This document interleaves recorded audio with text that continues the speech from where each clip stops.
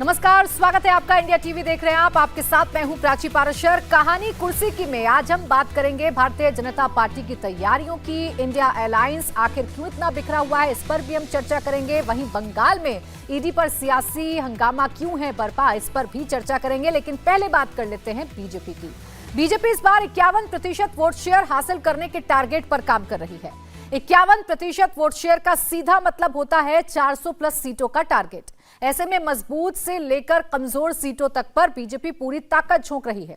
BJP ने अपने target को अचीव करने के लिए नई स्ट्रैटेजी तैयार की है।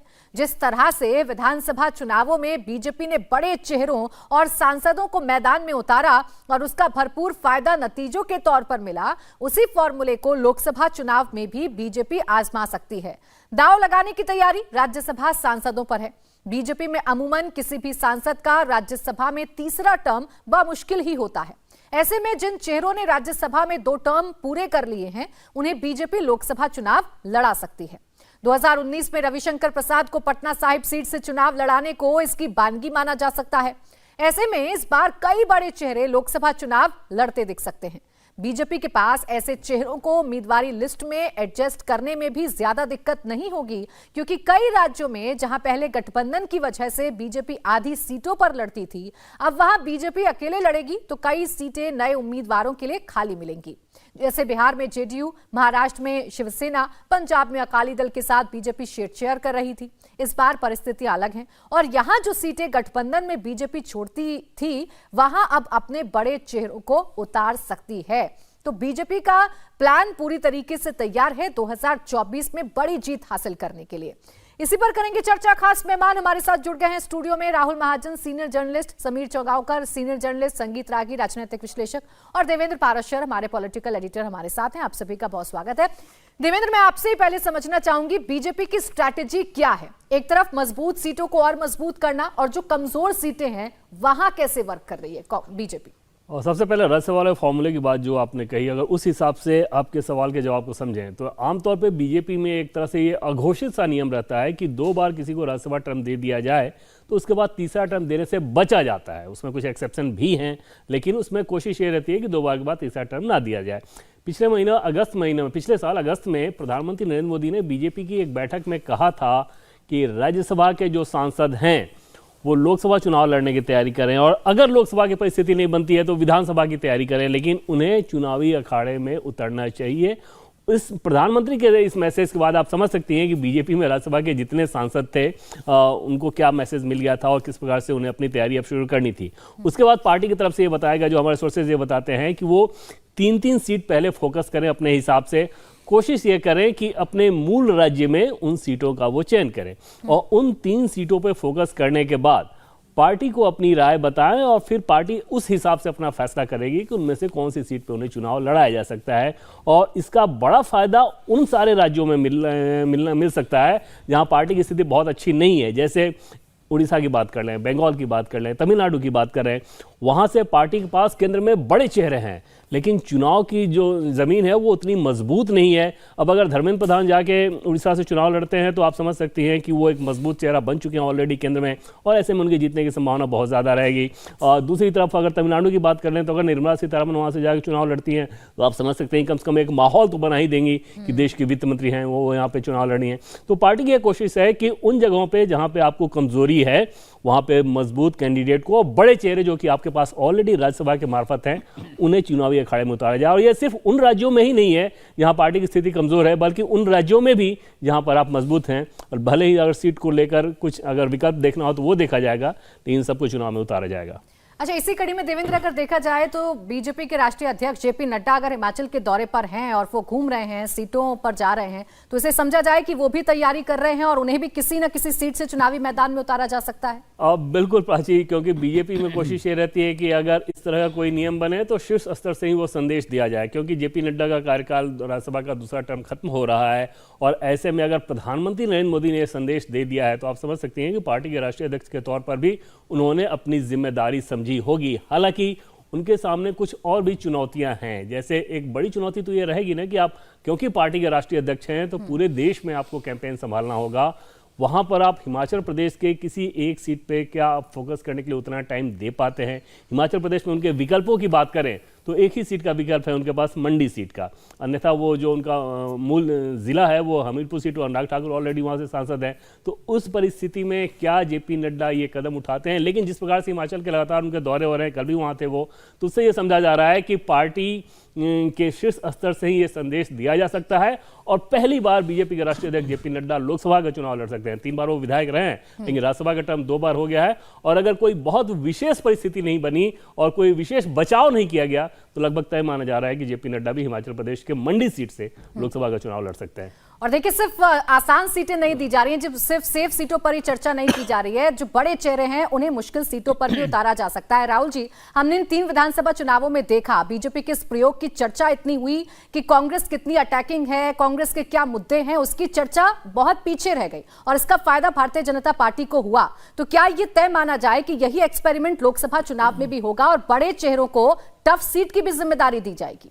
बिल्कुल ऐसा होगा। और देखिए, पिछले जो लोकसभा चुनाव हुए थे उसमें लगभग 436 सीटें ऐसी थी जिस पर बीजेपी ने चुनाव लड़ा था। उसमें से जो बाकी पूरी अगर हम 543 सीट्स मान लें तो 160 सीटें जो थी ऐसी जिस पे हार गई थी बीजेपी। 51 सीटें ऐसी थी जिस पे बीजेपी के कैंडिडेट्स की जमानत जब्त हो गई थी।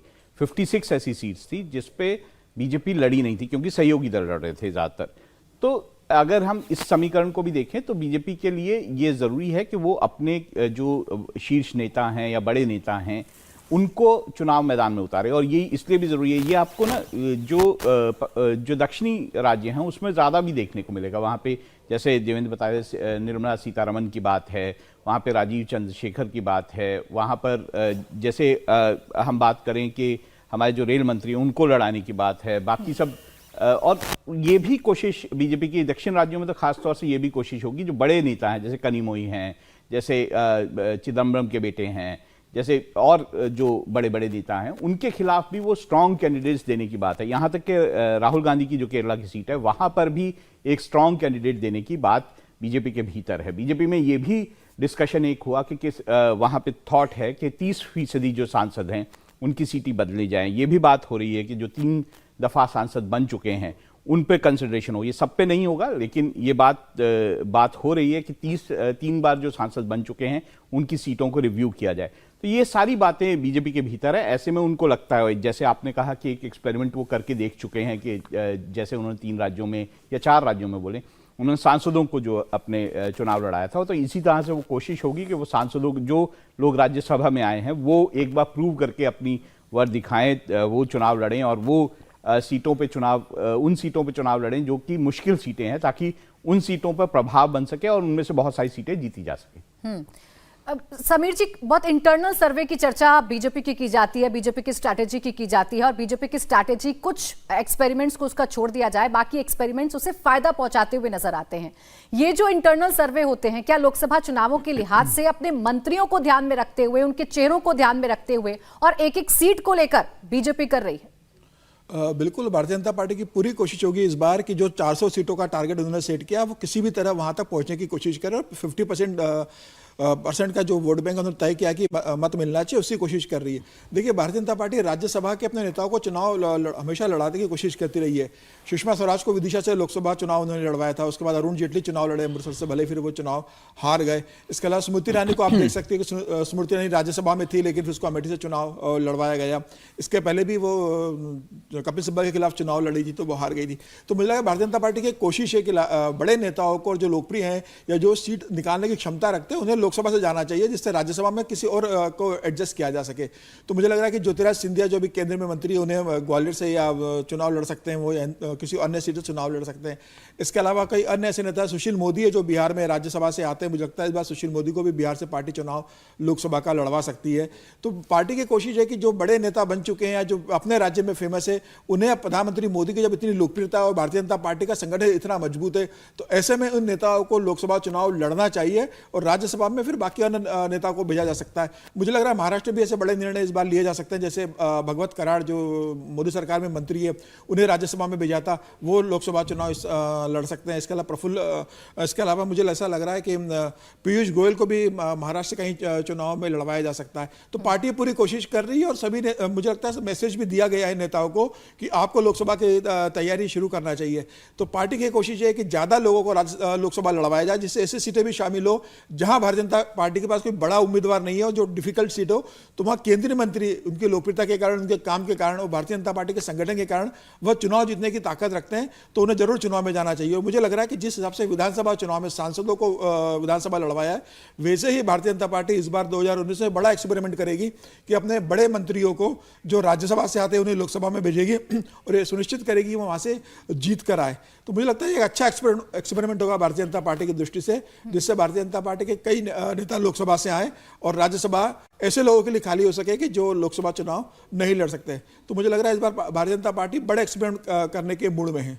अगर राज्यसभा से बड़े चेहरों को लोकसभा में लाया जाएगा, लोकसभा का चुनाव लड़ाया जाएगा संगीत जी, तो इसका सीधा सीधा मतलब ये भी है कि जो मौजूदा सांसद हैं उनके भी बड़ी संख्या में टिकट कट सकते हैं और ये मैसेज पार्टी की तरफ से कन्वे किया जाना शुरू हो गया होगा। देखिए, मुझे लगता है कि बहुत पहले से इसकी शुरुआत हो चुकी है भारतीय जनता पार्टी में और बहुत लोग इस मामले से एक ढंग से उनमें एक भय भी व्याप्त है, क्योंकि अभी ये मीडिया में कुछ दिन पहले ही ये बात चली थी कि 30% सांसदों का जो अभी जो वर्तमान सांसद हैं उनके टिकट कट सकते हैं। मैं थोड़ा सा अभी के विमर्श से थोड़ा हट करके बात करना चाहूँगा। मुझे ऐसा लगता है कि ये बहुत ही महत्वपूर्ण चुनाव है और इस महत्वपूर्ण चुनाव में प्रयोग की गुंजाइश जो है उसी हद तक रहेगी जिससे कि आपकी विनेबिलिटी हो रही है या नहीं हो रही है। यही सबसे इम्पॉर्टेंट मुद्दा रहेगा। आप राज्यसभा में सांसद हैं, 3 बार हैं, तो ये कोई आवश्यक नहीं हो कि आप जाकर के वहाँ पर चुनाव जीत ही जाएं। यदि निर्मला सीतारमण है तो कोई आवश्यक नहीं, या कोई भी मंत्री हो तो कोई आवश्यक नहीं। ऐसे कई मंत्रियों की फेहरिस्त गिनी जा सकती है जो मंत्री तो थे। अरुण जेटली का उदाहरण देख लीजिए, उनको लगता था कि अमृतसर का सीट जो है वो बहुत सेफ सीट है और वहाँ वो चुनाव हार गए। ऐसे तमाम मंत्रियों को देखा जा सकता है, पहले भी देखा गया है, जो राज्यसभा के मंत्री रहे हैं और जब वो लोकसभा में गए, लोकसभा के चुनाव लड़े तो वो हार गए। तो ऐसी स्थिति में भारतीय जनता पार्टी को ये देखना ज़्यादा इम्पोर्टेंट होगा कि किस सीट पर को देने से वहाँ पर जीत सुनिश्चित की जा सकती है। मुझे ऐसा लगता है कि राज्यसभा के वर्तमान सांसदों से ज़्यादा नरेंद्र मोदी और अमित शाह जी की फोकस इस बात पर होगी कि युवा चेहरे कॉन्स्टिट्यूएंसी में कैसे आते हैं, जो ग्रास रूट लेवल पर काम कर रहे हैं। और वहाँ पर क्योंकि ग्रास रूट से ही उनका मैपिंग शुरू हो जाता है, डिस्ट्रिक्ट लेवल पर कौन कौन पॉपुलर है, डिस्ट्रिक्ट से किसका नाम आता है, ब्लॉक से किसका नाम आता है, कई जगहों से उनकी फिल्टरिंग होती है। फिर राष्ट्रीय स्वयंसेवक संघ की राय क्या होती है, फिर जो है संगठन मंत्री की राय क्या होती है। जिस बात की चर्चा आप संगीत जी कर रहे हैं वो चर्चा पार्टी के अंदर हो रही होगी और उस पार्टी उस पर स्ट्रैटेजी बनाना शुरू कर चुकी होगी। ये कितना टफ मैनेजमेंट देवेंद्र रहता है पार्टी के लिहाज से कि आपको अपने बड़े चेहरों को भी एडजस्ट करना है, जो अभी सांसद हैं आपको उनकी अगर टिकट उनका काटना भी है तो उनको भी मैसेज कन्वे करना है, जमीन पर सब कुछ ठीक रहे, पार्टी एक साथ रहे और 2024 में मुकाबला करे, अच्छी सीटें लेकर आए। ये मैनेजमेंट कैसे होता है? अपराजी, इसमें एक चीज ये समझना होगा कि जैसे ऐसा नहीं है कि इन चेहरों को सिर्फ इस लिहाज से ही भेजा जाएगा कि आप उन सीट को जिता सकते हैं। इन चेहरों के ऊपर ये जिम्मेदारी भी रहेगी कि पार्टी ने आपके ऊपर इतना इन्वेस्ट किया है तो अपने आप को प्रूफ कीजिए और उस जगह को खाली कीजिए ताकि दूसरे किसी को वहां पर दिया जा सके। जैसे बार बार किसी एक व्यक्ति का ही राज्यसभा का टर्म मिलना, प्रधानमंत्री नरेंद्र मोदी की जो बीजेपी, उनके दौर की जो बीजेपी है, उसमें ऐसे किसी भी कोटा सिस्टम के खिलाफ एक तरह से उनका निर्देश रहता है कि इस तरह की व्यवस्था जो पहले से लगातार चली आ रही है, कोटरी सा एक बना हुआ है उसको तोड़ा जाना चाहिए और नए नए लोगों को अवसर देना चाहिए। जैसे अगर राज्यसभा का टर्म आपको दिया गया, केंद्र में मंत्री बनाया गया, तब आपके ऊपर जिम्मेदारी है कि अब पार्टी को आप अगला कदम दें, किसी लोकसभा सीट पे चुनाव में जीत के, और राज्यसभा की जो जगह आप खाली करेंगे वहां पार्टी किसी और व्यक्ति को भेजेगी। हो सकता है संगठन में बहुत सारे ऐसे व्यक्ति होते हैं जो संगठन के लिए उन्होंने बहुत दिया रहता है, लेकिन चुनावी राजनीति में वो उतने अच्छे नहीं हो सकते या उतने सक्षम नहीं हो सकते, तो वैसे लोगों को, या फिर कम्युनिटी के हिसाब से वंचित समझा कोई व्यक्ति है तो उन लोगों को राज्यसभा में भेजा जाए, और उस लिहाज से भी वो जगह खाली चाहिए। जैसे निर्मला सीतारमण की आप बात करें तो हालांकि उनके केस में ऑलरेडी 2028 तक राज्यसभा का उनका टर्म है, लेकिन उनके ऊपर पार्टी ये जिम्मेदारी देगी कि पार्टी ने आपको इतना बड़ा चेहरा बनाया तो तमिलनाडु में आप पार्टी के लिए माहौल बनाइए। धर्मेंद्र प्रधान की बात कर लें तो धर्मेंद्र प्रधान का तो खैर टर्म भी खत्म हो रहा है, उनके ऊपर जिम्मेदारी रहेगी कि उड़ीसा में आप और बेहतर माहौल करें। भूपेंद्र यादव की अगर बात करें तो भूपेंद्र यादव को हाल के वर्षों में पार्टी ने बहुत बड़ा बनाया है, अब उनके ऊपर भी ये जिम्मेदारी है, और उस लिहाज से उन्होंने 3 सीटों का प्राची जो चयन भी किया, जो उसमें जो उन्होंने सर्वे कराया था उसमें एक राजस्थान की अलवर और 2 सीटें थी हरियाणा की, जिनमें से एक गुरुग्राम और दूसरा भिवानी और महेंद्रगढ़। ये तीनों ही सीटें एक तरह से यादव कम्युनिटी के लिहाज से बहुत अच्छी सीट मानी जाती हैं, वहाँ पे उसका चयन किया गया। हरदीप पुरी के ऊपर हरदीप पुरी ये सोच रहे हैं कि पंजाब के बजाय इस बार दिल्ली की सीट अगर उनको मिल जाती तो ज़्यादा बेहतर रहता, लेकिन पंजाब या दिल्ली से उन्हें लड़ना पड़ेगा। हालांकि पिछला चुनाव भी वो लड़े थे, हार गए थे। पीयूष गोयल की बात करें तो मुंबई के अलावा उनका दूसरा विकल्प, और जो कि उनकी नज़र में पहला विकल्प है, मुंबई के बजाय वो चाह रहे हैं कि गाजियाबाद से उनको लोकसभा का टिकट दिया जाए। तो ये सारी चीज़ें पार्टी के भीतर ऑलरेडी चल रही हैं, और एक चीज़ तो तय है कि उसमें आपको कंप्लीट बुके दिखेगा, एक ही फॉर्मूला नहीं दिखेगा कि हाँ इस तरह की चीज़ की गई है इसलिए इसके हिसाब से कर लिया जाए। जैसे मध्य प्रदेश में आप कविता पाटीदार को चुनाव लड़ा रहे हैं तो समझ सकते हैं कि उसका दूसरा फायदा भी आपको मिलना है।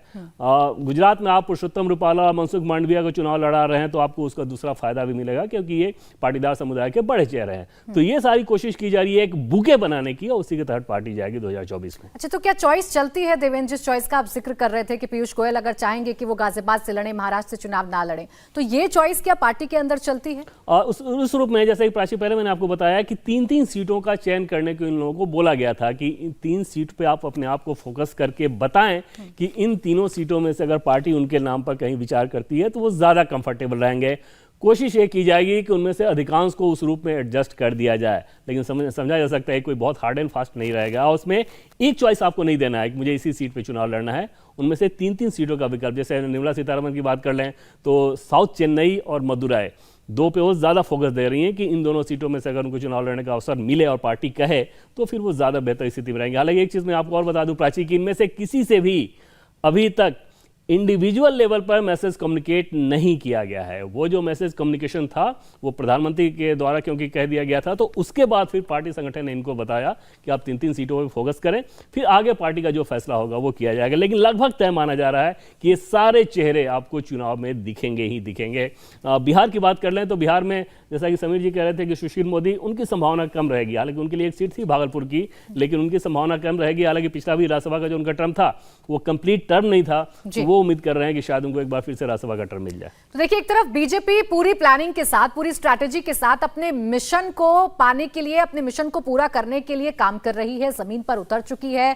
फोकस किया जा रहा है उन जगहों पर जहां बीजेपी शून्य रहती है, तो फोकस उन जगहों पर भी किया जा रहा है जहां बीजेपी मजबूत रहती है, जहां बीजेपी का 100% स्ट्राइक रेट रहता है। लेकिन दूसरी तरफ कांग्रेस की क्या तैयारी है, इंडिया अलायंस की क्या तैयारी है? क्या सीट शेयरिंग पर कोई बात बन पा रही है? क्या कांग्रेस कोई विकल्प ढूंढ पा रही है? क्या कांग्रेस कोई मुद्दा प्रोजेक्ट कर पा रही है मोदी के सामने? आगे इस पर करेंगे चर्चा। फिलहाल एक छोटा सा ब्रेक ले रहे हैं, आप देखते रहिए कहानी कुर्सी।